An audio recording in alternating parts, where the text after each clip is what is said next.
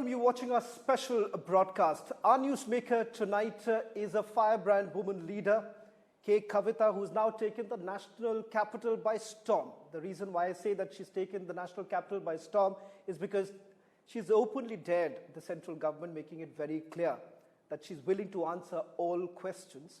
And more importantly, she's here for a particular cause.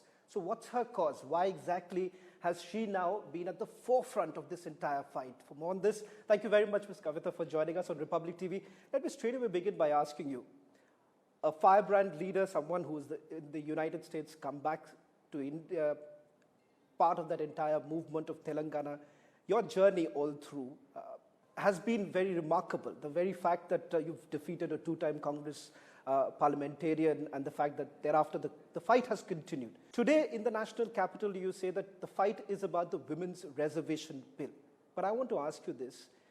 Your bitter rival from the Bharatiya Janata Party, Arvind Dharmapuri, says KCR government didn't have a single woman in the cabinet from 2014 to 2018.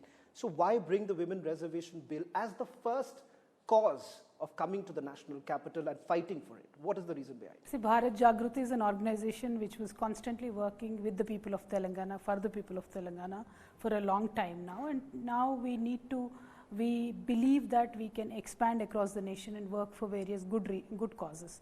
One of the important causes being women reservation bill, because we've seen many nations which have given reservations to women in political platforms and national parliaments have made tremendous strides in terms of overall development of the nation. So now the point being, since the time I was in parliament, every Women's Day we would get an opportunity to speak, and every time inside and outside the parliament, wherever I got the chance, I've constantly raised the issue of women's reservation bill. Why? I'll tell you. Because in this country from 1996, the issue has actually started, the discussion has started. From then till 2014, every Prime Minister had made an effort to bring the bill, right. At least draft the bill, put a committee, do something, bring the bill. It did get passed or it did not get passed, did not matter. Every Prime Minister had made an effort, and Honorable Sonia Gandhi ji made a much better effort in 2010. It passed in Rajya Sabha. But then from 2014 till date, in the last 9 years, it's Mr. Modi who did not even make an effort to even draft the bill. So our contention today is not to name only one particular Prime Minister, but the opportunity is humongous. There's a historical opportunity with the Bharatiya Janata Party today because they enjoy a great mandate. Now when you have such a mandate, you can push for bills like these. Right. And I earnestly request Mr. Prime Minister and also Madam President today that please bring the bill. There is every political party which is willing to support, and if any political party has any kind of a dissent or misunderstanding or objections, that can be discussed, and a dialogue can solve anything in the world. But an effort from the government has to be made, since they promised it twice in their manifesto, both in 2014 and also in 2019. I request the Honorable Prime Minister to bring the bill. But Ms. Kavitha, wouldn't it be far more appropriate, or perhaps strengthening your own position, when you're demanding for the implementation of the women's reservation bill, had it also happened in the state of Telangana? Because the reason why I'm asking you, the Bharatiya Janata Party can tomorrow come up and say that Pushkar Singh Dhami's government has been able to do so. If you want to take up this cause, why not start from Telangana? And that gives you the boost to take on the fight. Exactly. I've never ever said that BRS is a different party. Like BRS, in this country, our culture is heavily patriarchal, and no system will change overnight without a law. And BRS is no exemption to that. Including Bharatiya Janata Party, today in the parliament has not given more than 12% seats to their women MPs. If you look at Bharatiya Janata Party MPs, if you look at Congress Party, any party, no exemption. This is just a common issue for women, not political issue. So all I am requesting the government is, when you have the mandate like of 303 people with you, MPs with you, you can push any kind of bill. You pushed Aadhaar, you pushed Article 370, you pushed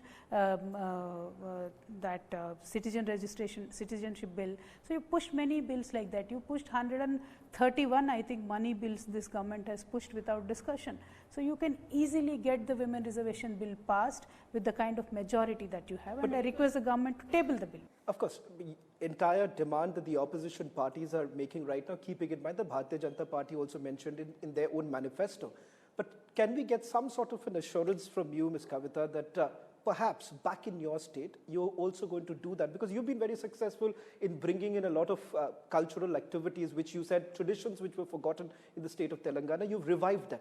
You've been at the forefront. So can there be some sort of an assurance from your side as far as your party is concerned? You will do it in Telangana? Is there some sort of an assurance my you can party give us? has passed a resolution in the assembly, not now, in between 2014 and 19, I think it is in 2016, they have passed a resolution in the assembly saying whenever a women reservation bill is tabled in the parliament, BRS will stand by the government. That is our commitment to the women. So we will do it, and I am saying Modi ji had promised not incremental growth, mind you, has promised exponential growth. And if we have to make some decent change in terms of the women representation in this country, I'll just share one number with you. 1947 or 1952 in the first parliament, we had 24 women MPs. Today we have 78. So if we are taking at least 75 years to come to the number 78, we are going to take 2063 to come to 180. Whereas within 2 days, if Honorable Modi ji wants it, he can pass the bill and there will be 180 women MPs, doesn't matter whichever party, in the parliament in 2024. That is the strength today BJP has, and they should utilize it for the greater good of the women. That is my sincere appeal. Focusing about the future of your party, 21 years after it was founded, now you've taken the national foray. The BRS has come into the picture.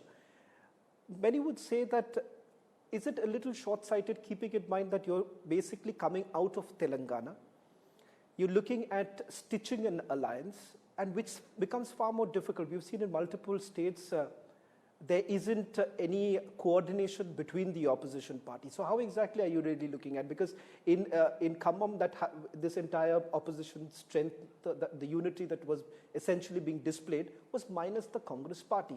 And as I see, your words about the Congress party has also been quite, you've been very harsh on them, on the Congress party. The Vadra Congress says, you said, Congress should be fighting shoulder to shoulder with the regional parties. They should leave their arrogance, become a team player. Do you think that the Congress party will actually be able to cede that space and become a part of it? And because they are saying, without us, there can't be any opposition alliance. Let me tell you about BRS and what BRS wants. When TRS became BRS, our only agenda is to give a people's agenda to the nation. Why do I say that?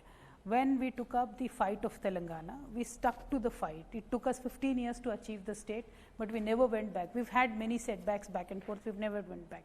That was our commitment to people of Telangana. Once we achieved the state, in the last 9 years, we've made tremendous development happen in the state. We are today #1 in every indicator that you take at the national level. It could be rice production, it could be health indicators, it could be education indicators, it could be cleanliness, it could be municipalities, it could be irrigation facilities, it could be education. Anything you take, we are either #1 or 2. And one or two areas in which central government gives awards, from 1 to 10 was Telangana. So that is the kind of development we have done. I'll just give me one more minute. So this is the kind of wealth we created in Telangana. When we started as a state, 2014, we had only 60,000 crores budget. Today our budget is 2,90,000 crores, and we are not a deficit state. Our fiscal deficit is in control, our debt is in control, and we are progressing and we are creating jobs by day. Today, within 9 years, 20,000 industrial units have started, operated, and given 30 lakh jobs to the youth of Telangana. So our BRS, when we came to the national level, our agenda was simple. Whatever we've done in Telangana, we want to do it for the nation. Now with that agenda we've come. I know it is not a one-day job, it is not a one-night job, it is not even probably one generation job, but we will keep at it, we will work for it. While doing that, our goal right now for 2024 is to dislodge the current Bharatiya Janata Party government at the center, right? For that goal, whoever has a similar line of thinking, we will work with them. We will absolutely make an effort, and which we have been consistently making starting from 2019 election. We are making efforts. If you remember, Honorable KCR Garu had gone to meet Mamta Di, then he has gone to meet Uddhav Thackeray ji, Sharad Pawar ji. Every single politician in this country, Honorable KCR Garu has approached to make sure there is a understanding. And after that, I really welcome Mamtadi did her own meetings.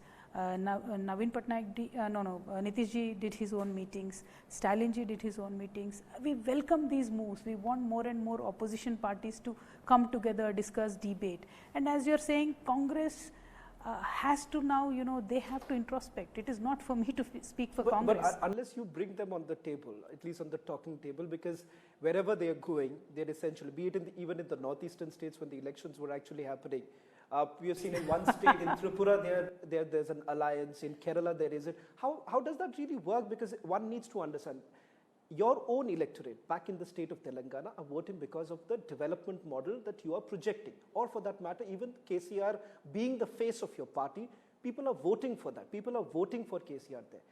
But what happens in the national picture? Whom are we really going to vote? Because the country knows that there is a Prime Minister Narendra Modi on the one side. Why is it so very difficult for the opposition parties to come together? Even for tomorrow, as I understand, you're bringing in 18 parties.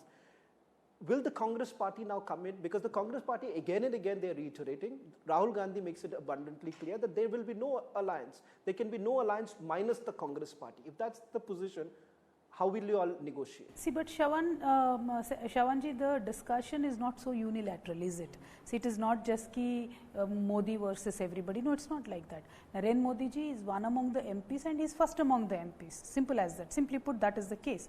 So tomorrow when 543 seats are to be fought across the nation, there are multiple parties, and in Telangana, what is the strength of BRS? In Tamil Nadu, what is the strength of DMK? In Maharashtra, what is the strength of Shiv Sena, NCP? All that will matter, and that is why repeatedly all these regional political leaders or strong leaders across different states are meeting constantly to arrive at an understanding. If Congress has a role in some state, probably we will consult them, or probably we won't. So you're open to the idea of talking to No, I'm just Congress saying, party. in a state like Bengal, they have one MLA seat. Now, what will you strike a deal there? All I'm trying to tell you is, Congress, the burden is not just on everybody else. The burden heavily is on Congress also. Party. They should come to an understanding. They should realize what they want, and they should devise a strategy as well of their own, which BRS is doing. BRS wants to work pan-nation. But will the BRS make that attempt of reaching out to the Congress party for a pan-India alliance? Will that happen at some point? As of now, we are trying very hard, one, to expand BRS wherever it is possible, two, to work with our alliance partners, like-minded people, to make new friends, to consolidate old friendships. We are working on that. When it comes to a position where we need to talk to Congress, where Congress wants to talk to us, we will think about it. We will cross that bridge when we get there. Okay, let's also focus a little bit about issues that the Bharatiya Janata Party has been alleging as far as role of the BRS is concerned. But to begin with this, what is happening in the state of Karnataka right now? There is an MLA's son who is caught red-handed. The Lokayukt starts an investigation. The MLA disappears for a very long time, suddenly reappears. The opposition party is now directly attacking the Bharatiya Janata Party, saying that you can't do anything, the ED does not go, the CBI does not go, but you are going to send an ED after Manish Sisodia, an ED after K. Kavitha. I want to ask you, the Bharatiya Janata Party is making it very clear that, look, it's our own government, but we are starting our own investigation, we are doing it. What moral ground can K. Kavitha or Manish Sisodia take? That's the position that they are taking. What do you have to say? I'll give you a direct comparison. Karnataka, an MLA's son or MLA is caught with 8 crores. They want to do an investigation with Lokayukta. Now in Telangana, we red-handedly caught agents of Bharatiya Janata Party trying to purchase our MLAs, who claimed that Mr. B.L. Santosh is in charge of this entire operation, and they have put aside 2 lakh crores of cash to buy the MLAs. It was all on record, it was caught on tape, it is all across YouTube for you to watch anytime. And when we created our own SIT, Mr. Santosh does not appear. B.L. Santosh says, I am going to the court, I don't want to come. And CBI comes over, takes over the entire investigation and says, states cannot do it, we will do it. Now in Karnataka, if Lokayukta can do it, why in Telangana SIT cannot do it? All I am saying is, Bharatiya Janata Party, because they are power in the central government as well, they are utilizing the central agencies to take over the rights of the states and to shield their own people. They are shielding B.L. Santosh today, they are shielding Mr. MLA in Karnataka who is caught with money. And if ED is not on vacation and if ED is not biased only towards targeting the opposition, they should immediately book a case on Mr. MLA who's caught with the money. You also, that you, when you are in power, you are also using state agencies targeting the opposition party there. Bandi Sanjay makes that kind of allegation against you, that how can you take a high moral ground by saying that central agencies are being misused because you are creating an SIT after BL Santosh. Then you have, if I'm not wrong, a BJP legislator T. Raja against whom there are cases that have been registered, Bandi Sanjay being one of them. In fact, Bandi Sanjay's son's issue was also, they say that the BRS was basically behind it. So the question here is the same. If you look at what is happening in the state of West Bengal, Mamata Banerjee also faces the same allegation that you are in power, you do exactly the same. BJP saying that they do the same thing in various other states. So how are you? So are you agreeing that the BJP is doing the same thing? BJP says that. I'm not saying that, but would you not? It's the same argument. That Let me tell you something here. The way Mr. Bandi Sanjay speaks, if you listen to the speech, if you understand Telugu, not once, for every speech of his, he should have 10 cases on him. But we do not bother because we face them politically. And as a policy, I do not talk about children of the leaders. I am not going to talk about Mr. Bandi Sanjay's son. There are kids, they fought in the college, I don't care, I don't mind. If it is a serious crime, let the agencies probe, I am not worried, we are not going there. But the way Mr. Raja Singh gave a speech, a provocative speech, brought thousands of people on roads, and we as a state had to control the situation. We did that point of time. Unless and until it is a law and order issue, Telangana government never acted. If you can look at some of the YouTube Telugu channels, the kind of slander in the name of journalism that they pour out on our entire party, we just put up with them because we know, we are confident, we work for the people, we are with the people and people are with us. That's our confidence. If that confidence Bharatiya Janata Party today has, then they should stop this ED extension procedure. They should stop extending Mr. Sanjay Mishra's tenure forever and ever and ever. But they the should stop extended. Exactly, that's what I'm saying. The court is allowing that. If the government has done it, so as the court has allowed it. So if that is still being challenged, the hearings are still underway. Exactly. So why not wait for the court to take a final call on all I'm saying is, let me finish the statement. One is Mr. Sanjay Mishra, ED, his extension is constantly there, and he openly claims that I'm not working for Government of India, I'm working for BJP. Multiple times, multiple people have heard him say that is what I say. I have never met the gentleman.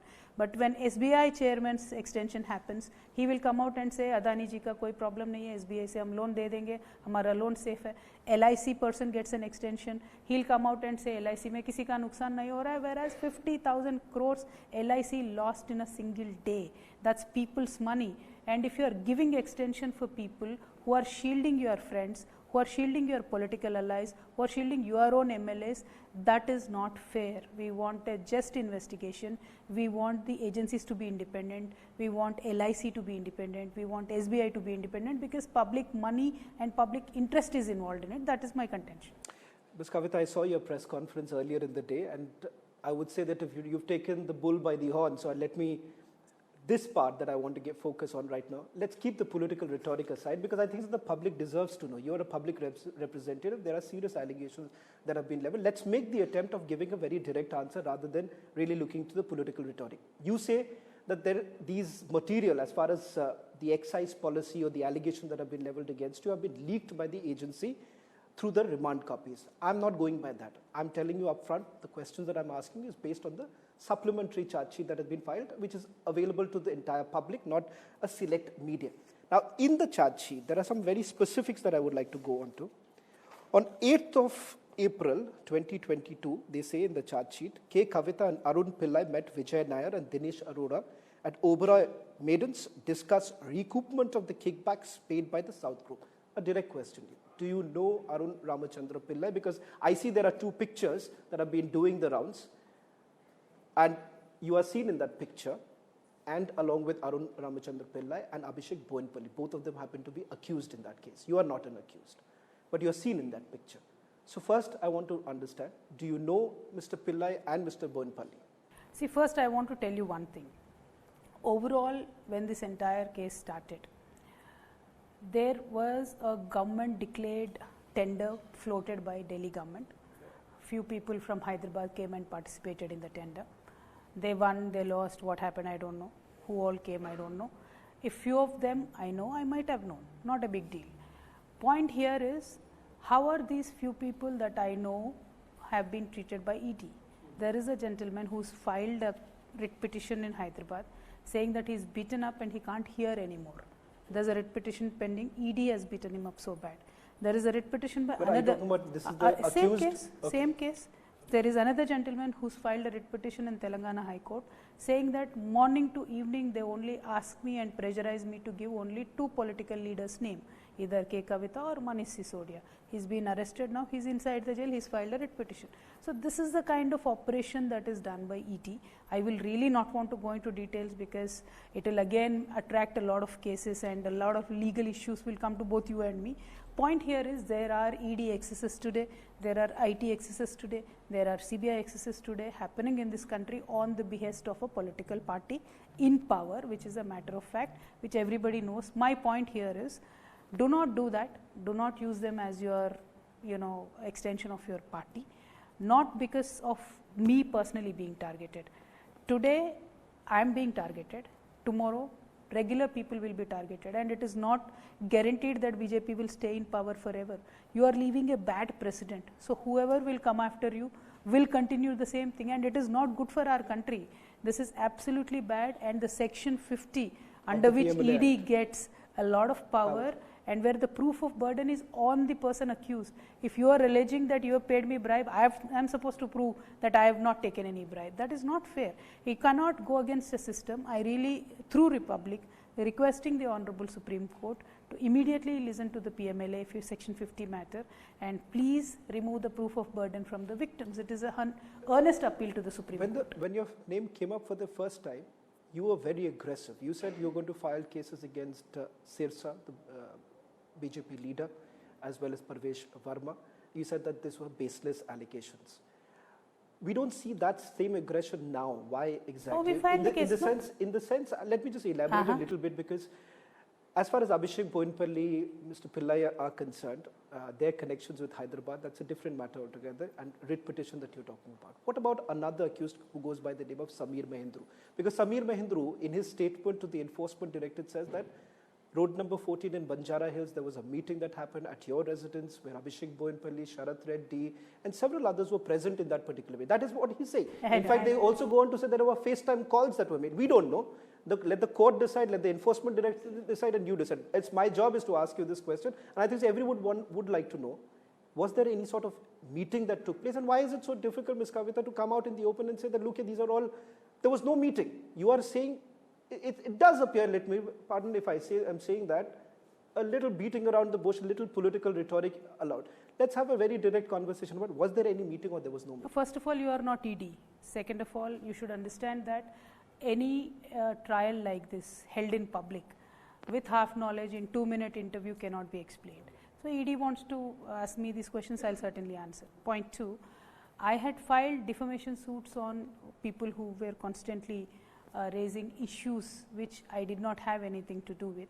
So court gave an order saying that you should not speak about me, and they have stopped talking about me. Point 2, if the larger victim is constantly being the opposition party, and I meet 200 people in my home every single day.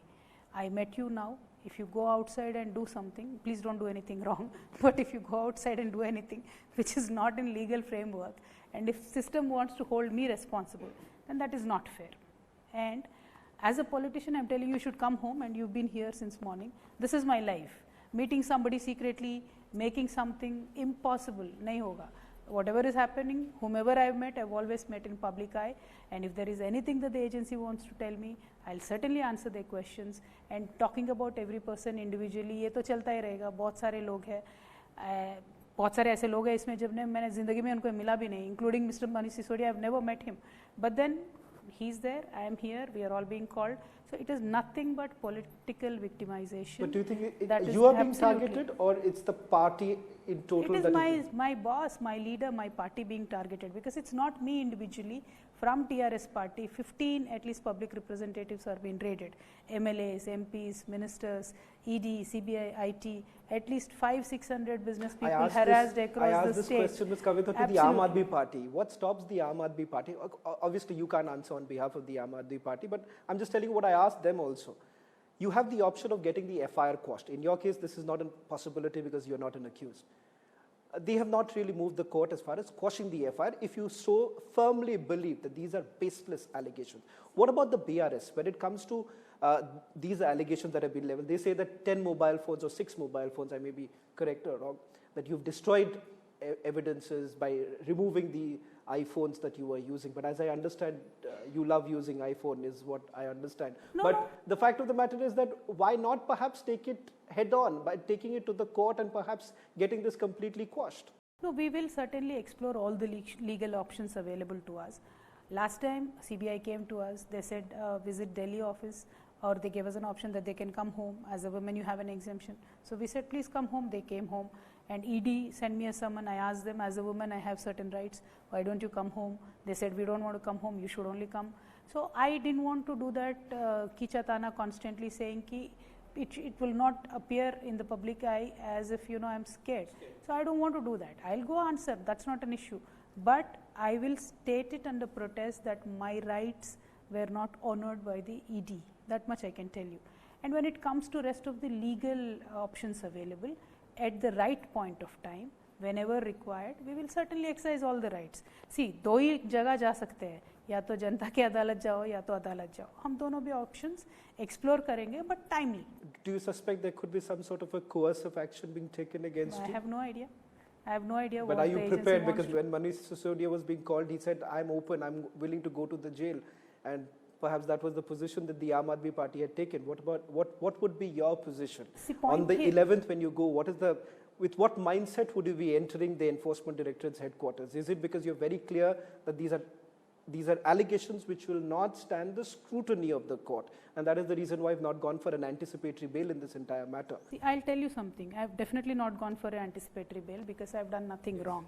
Point one.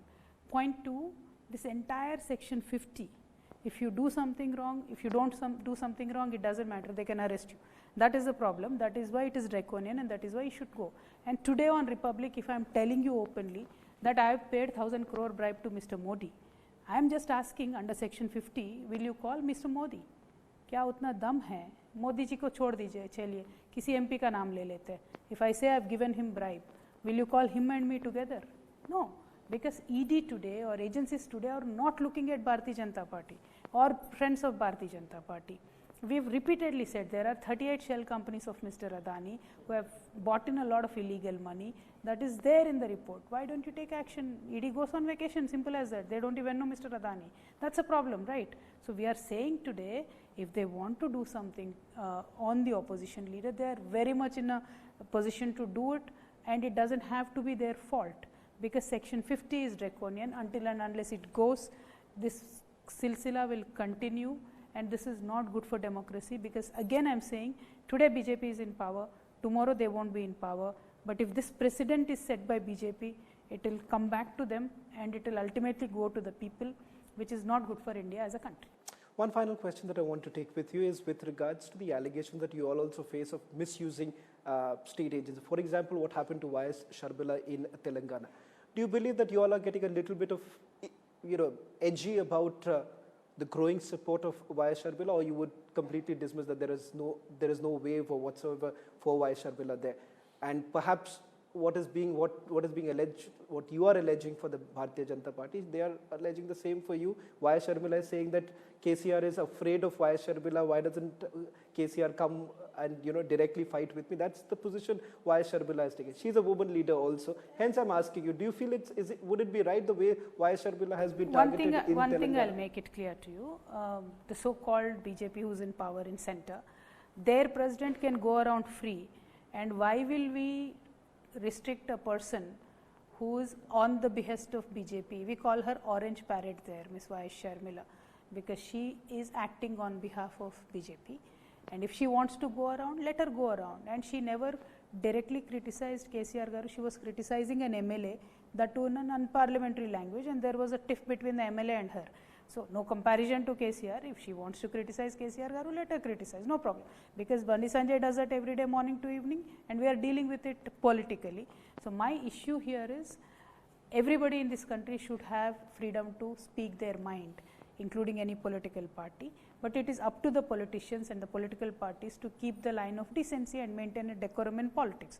If they don't, then there will be issues of law and order, there will be other sorts of mechanisms to handle with them, and then that will lead to a different road. So we don't have anything with them. And once again, I want to thank Republic for giving me this opportunity. And once again, I want to, through Republic, earnestly appeal to Mr. Narendra Modi ji and Bharatiya Janata Party and our Honorable President to table the Women's Reservation Bill as soon as possible, if not this session, next session. You have a historic mandate. Please, please, please help the women of this nation.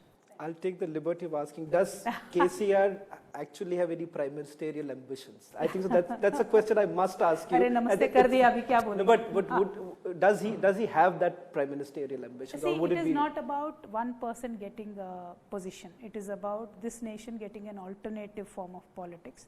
And we've always said leaders will always emerge out of consensus. Leaders will emerge. There are many, many capable leaders in this country. Definitely KCR Garu was also one of them. And tomorrow, let the politics play out. We will try our best. Let BJP try their best. And may the best party for the people might win the elections. Thank you so much. Well, thank you very much. That was K. Kavitha speaking exclusively to Republic TV. A firebrand woman leader now emerging in the national landscape. She's taken all questions right from the allegations that have been leveled against her by the Bharatiya Janata Party, and at the same time making it abundantly clear that BRS is on the works of putting all the opposition parties together, what they say, to fight the Bharatiya Janata Party. Thank you very much.